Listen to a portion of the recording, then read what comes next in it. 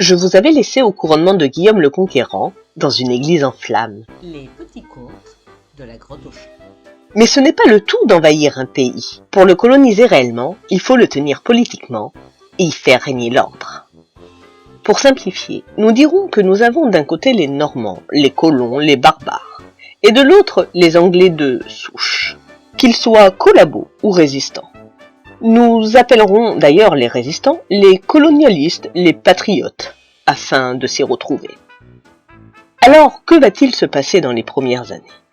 Eh bien, votre point de vue variera en fonction de vos origines et des canaux d'information que vous utilisez. Ainsi, si vous regardez le 20h de France 2, si vous lisez Guillaume de Poitiers, les Anglais et les Normands vivaient en paix, dans les villes et les grandes cités, et ils se mariaient entre eux. Dans beaucoup de villages et de villes, on voyait les marchés regorgés de marchandises françaises. Et les Anglais qui, auparavant méprisaient la manière de s'habiller des Français, étaient désormais grandement influencés par la mode étrangère.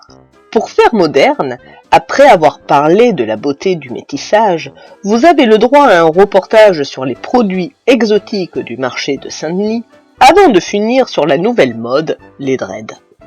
En revanche, si votre truc c'est dans l'air, vous y verrez Alain Bauer qui vous expliquera que le territoire est parsemé de bandes rivales qui essaient de prendre le contrôle de places stratégiques. Évidemment, il a été construit des hôtels de police, des forteresses, mais que la tenue de la place dépend du commandant. Alors, ces bandes ne sont pas forcément que des bandes anglaises. Il y a aussi des bandes françaises qui estiment ne pas avoir eu leur dû. Bon. Si votre truc c'est X, vous aurez les faits divers via F de souche. Oswulf a réussi à reprendre le quartier de la Monnaie. New Bern. Et, en cliquant sur l'article, vous aurez les détails. Alors que Cospi organisait une soirée, ils ont réussi à le surprendre en pleine fête. Il s'est réfugié dans une église auquel les assaillants ont malheureusement dû mettre le feu pour le faire sortir et l'oxyre à coups de hache. Attends, comment est-ce possible que Guillaume laisse Oswald en place ? Il y a un turnover assez important et assez peu de candidats, donc bon, il le veut, il l'a. F de souche republiera 4 mois plus tard, à la fin de l'été 1067. Oswald est mort dans une embuscade tendue par des des bandits de grand chemin. Vous pouvez également vous informer par Mediapart, et vous saurez tout de l'affaire de Douve, où Eustache de Boulogne, un fidèle du parti, se révolte et essaie de prendre Douve. Sur BFM TV, vous aurez en boucle les images impressionnantes des troupes d'Odon de Bayeux chargées de protéger Douve, faisant reculer celles de Stache jusqu'à les pousser dans la mer depuis la falaise. Maintenant, si vous êtes du genre à préférer Voici, vous aurez à la Pentecôte une édition spéciale sur le couronnement de Bathilde et cet été, les vacances de Guillaume. Guillaume n'est pas en Angleterre ? Non. Pour que les nobles anglais ne se rebellent pas, il les a pris et les a emmenés à Brégançon. En Normandie. Et au vu de la situation, il ne revient pas ? Alors, il rentrera à la fin de l'été, mais parce qu'il craint une invasion viking. Et il a peur que certains Anglais préfèrent la soumission aux Danois que la soumission aux Normands. Et il n'a pas du tout vu arriver un sujet. Edith, la veuve d'Harold, est installée à Exeter. Et il y a des manifestations nationalistes. La ville menace de se révolter. Guillaume décide de mener lui-même l'armée pour aller mater la rébellion, car le système est extrêmement dur sous son règne. BFM TV est en première ligne pour suivre l'info. Guillaume a décidé de lever le Fyrd local, c'est-à-dire l'armée de réserve anglaise. C'est un pari risqué. Mais si un jour, disons demain, il y a une guerre entre la France et la Turquie, je soutiendrai mon pays, la Turquie. Pourtant, le Fyrd le suit. Il avance vers Exeter et ils sont rejoints par un groupe de bourgeois qui vient négocier la reddition de la ville. C'est tout ? Non. Arrivé devant les portes de la ville a changé d'avis. Les portes sont closes. Guillaume décide de crever les yeux d'un des négociateurs, au vu et au su de toute la ville. Bon, la ville ne se rend pas, soyons clairs. Le siège dure 3 semaines, et après plusieurs assauts et beaucoup de pertes humaines... Attends, je croyais que Guillaume ne faisait jamais d'assaut. Oui, en même temps, le Firde, ce n'est que des Anglais, donc les Normands s'en foutent, et les patriotes les voient comme des quasi-traîtres.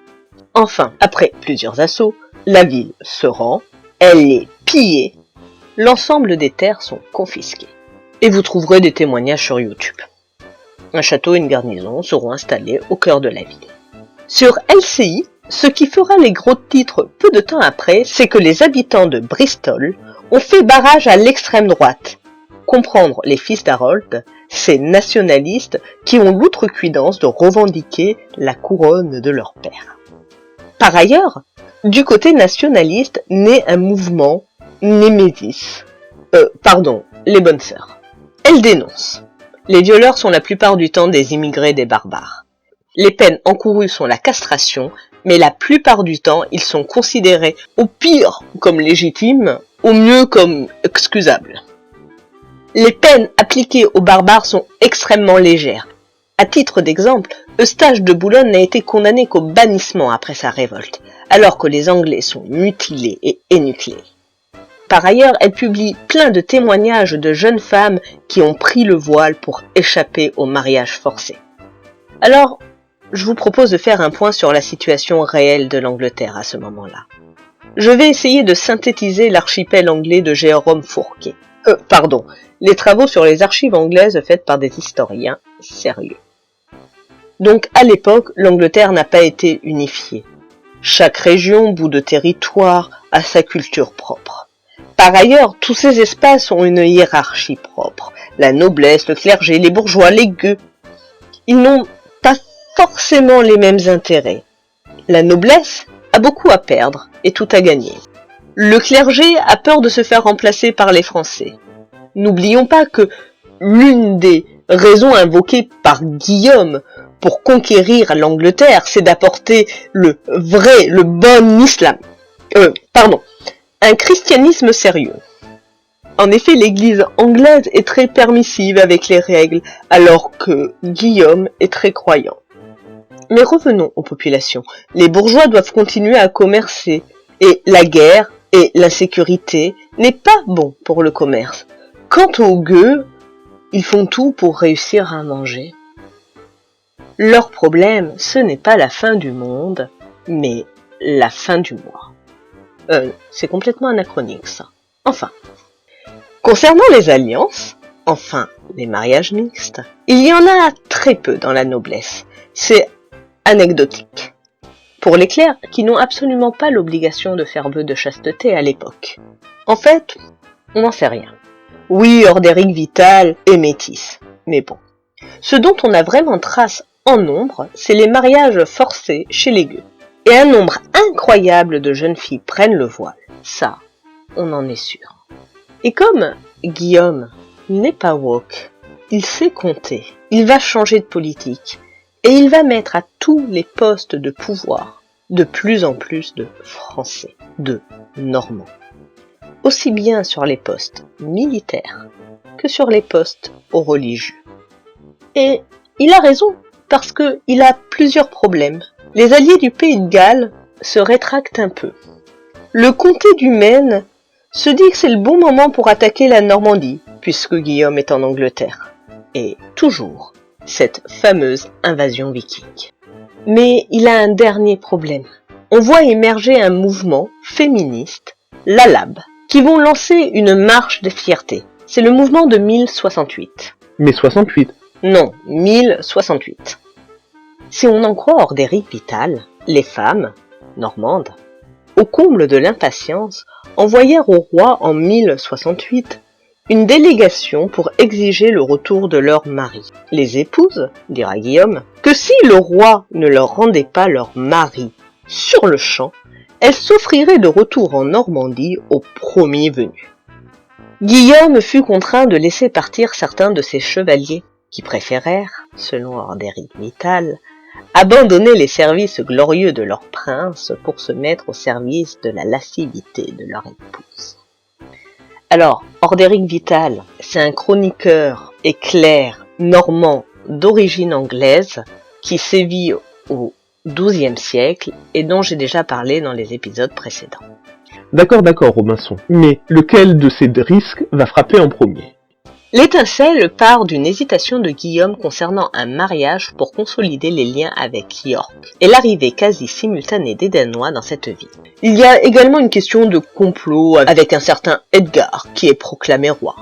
On essaie d'égorger Guillaume de Malais, responsable de la ville de York, qui va se réfugier dans le château et envoyer des messagers au roi. C'est le chaos, une émeute urbaine.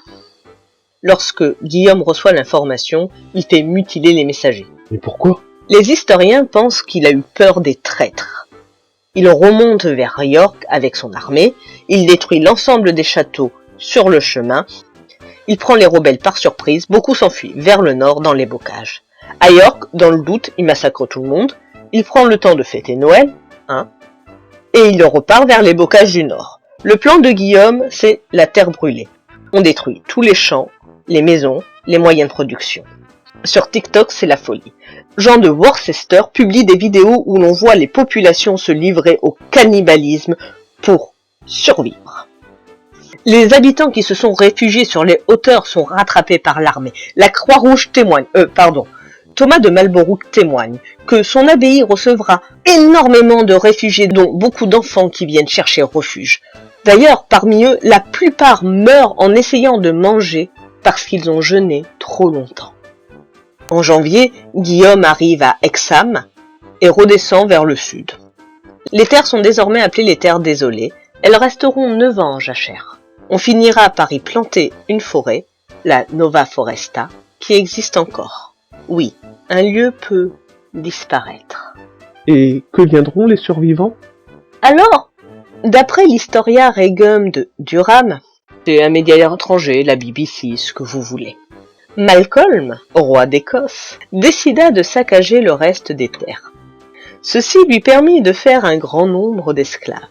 Alors, à l'époque, les Normands ne pratiquent pas l'esclavage, mais les Écossais si. L'invasion de Malcolm fut d'une sauvagerie extraordinaire. Et c'est sans doute cela qui a convaincu beaucoup d'habitants à se vendre en tant qu'esclaves plutôt que de mourir. Alors, bien sûr, Guillaume va réagir. Mais en gros, un petit G2 au site religieux d'Albretie sur la Thé, et Malcolm se soumet à Guillaume. Un mariage ultérieur viendra sceller l'alliance. Mais les médias vont surtout avoir un autre sujet à traiter, qui se passe de l'autre côté de la Manche. Je ne le traiterai pas ici, afin de rester sur l'Angleterre. Alors, nous allons faire un petit bond dans le temps, un an et demi, et nous intéresser à ce qui se passe sur l'île d'Ely, fief de la Résistance. Bon, l'île d'Ely, c'est la taille de l'agglo d'Hénin-Beaumont. Nous sommes au tout début des années 70, Sweyn débarque à l'île d'Ely. Alors Sweyn, c'est un viking, mais un viking sensible. Et il est très déçu par l'accueil des habitants de l'île d'Ely. Du coup, il décide de rentrer chez lui, après avoir fait un petit crochet pour serrer la pince à Guillaume. Dépenser autant d'énergie pour les roast beef, faut pas déconner. Passé cet épisode qui ne fit même pas un titre à LCI, on apprend que, en 1071, Morcar et Edwin ont rejoint Herewed et les rebelles à l'île d'Ely. En effet, ils se sont enfuis de la cour de Normandie. Guillaume réagit très vite. Là, ça va trop loin. Il organise le blocus de l'île. Melmesbury est invité aux 20h pour expliquer que les deux fils d'Harold n'ont jamais arrêté de jouer les troubles faits. Et il rappelle à tout le monde que les nationalistes sont dangereux.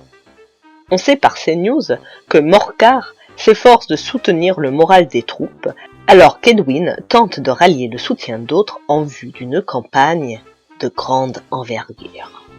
Guillaume, lui, applique de nouveau la stratégie de la terre brûlée et essaie par 2 fois de pénétrer dans l'île. Il finit par y arriver, peut-être au niveau de Lyttlesford. Une fois sur l'île, il fait une petite pause et fait une prière, avant de massacrer tout le monde, ou presque.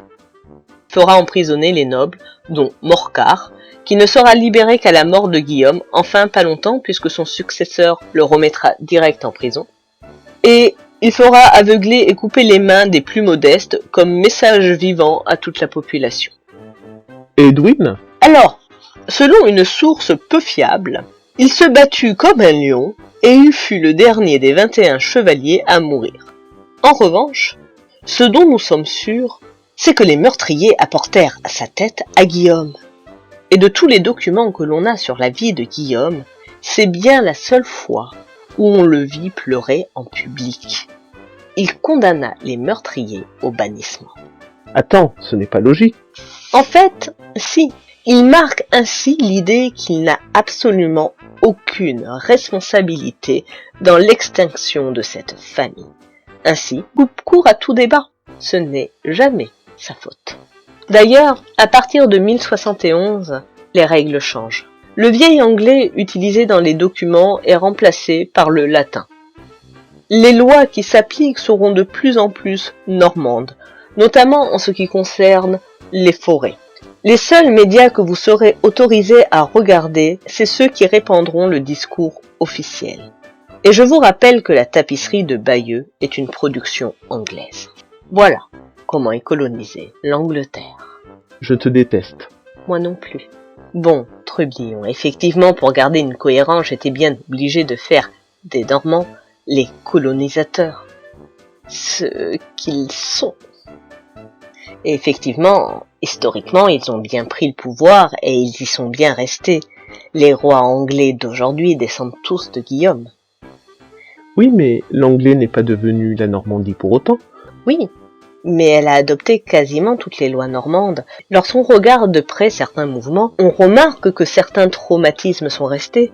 Et surtout, la culture anglaise a pu réinfuser la noblesse que pour une seule raison. Guillaume a accepté la demande du roi de France de séparer l'Angleterre de la Normandie à sa succession. Mais sinon, ce mouvement aurait été de plus en plus fort. Non mais Robinson, il n'y a pas que ça. En fait, avec ce récit, tu prouves que, contrairement à l'imaginaire collectif qui dit que personne ne peut réellement coloniser un autre pays, en fait si, puisqu'avec finalement assez peu d'hommes, ils ont pu le faire, d'autres, ils ont pu perdurer. Oui, il suffit d'avoir le pouvoir, les hommes et les pratiques barbares qui empêchent la population de réagir. Oui, sur ce, bon week-end.